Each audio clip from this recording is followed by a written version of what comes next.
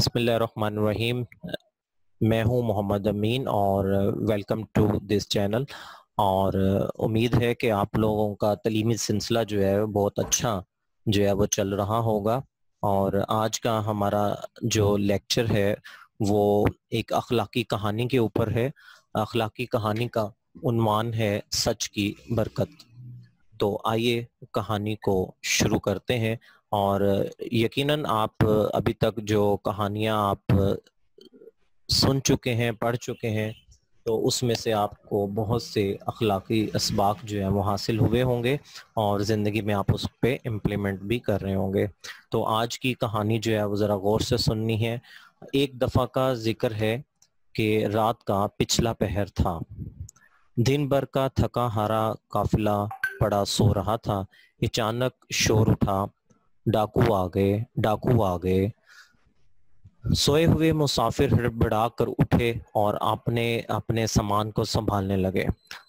ڈاکوؤں نے لوٹ مچا رکھی تھی، ایک ایک کی تلاشی لے رہے تھے، لوگوں کی جیبیں ٹٹول رہے تھے، جو کچھ پاتے تھے چھین جھپٹ لیتے تھے۔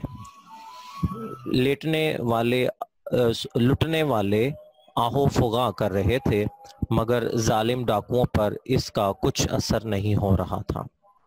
اسی قافلے میں ایک نو عمر لڑکا بھی شامل تھا، جو کھڑا یہ سب کچھ دیکھ رہا تھا اور مطلق پریشان نظر نہیں آتا تھا۔ ایک ڈاکو اس کے پاس آیا اور پوچھنے لگا، لڑکے تیرے پاس کیا ہے؟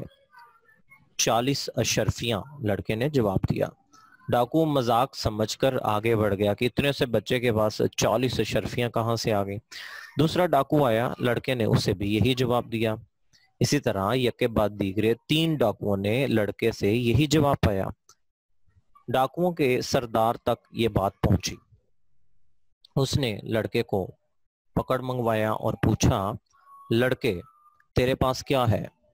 لڑکے نے اطمینان سے جواب دیا، 40 اشرفیاں میرے کرتے کی تہ میں سلی ہوئی ہیں۔ تو بیٹا یہ لفظ آپ نے غور کرنا ہے، یہ تے ہے تہ، ٹھیک ہے جی۔ کپڑے کی تہ ہو وہ یہ لکھا جاتا ہے، اور اگر کسی بات کا تہ ہونا تو وہ توئیں یہ لکھا جائے گا، یہ یاد رکھیے گا۔ تو لڑکا بولا،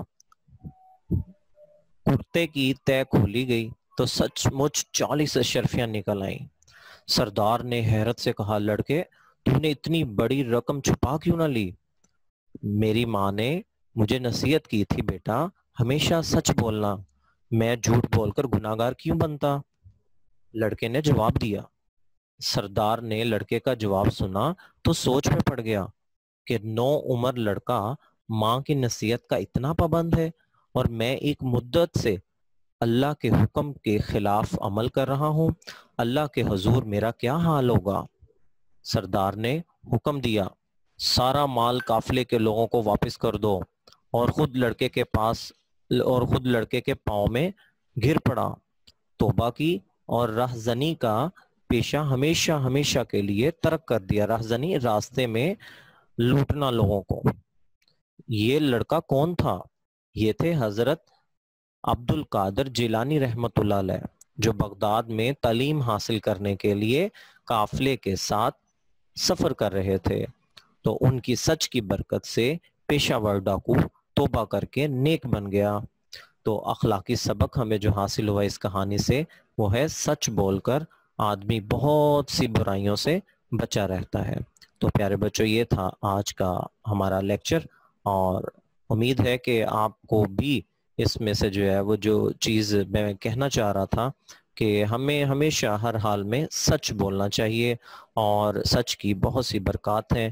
اس کے ساتھ ہی جو ہے وہ انشاءاللہ آپ سے اگلے لیکچر میں ملاقات ہوگی۔